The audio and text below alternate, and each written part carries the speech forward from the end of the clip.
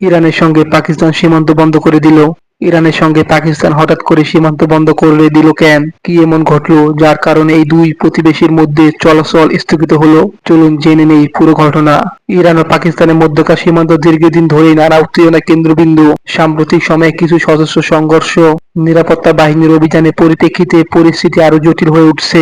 Iran অভিযোগ করছে পাকিস্তান সীমান্তবর্তী এলাকা থেকে জঙ্গিরা তাদের দেশে প্রবেশ করে হামলা চালাচ্ছে।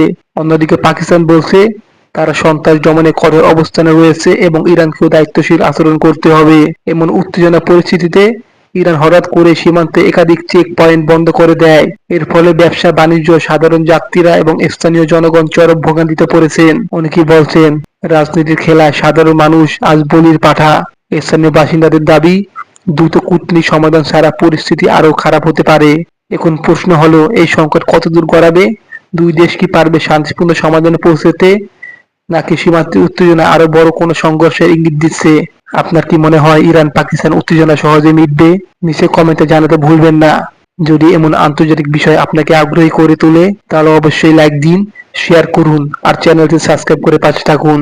আল্লাহ হাফেজ।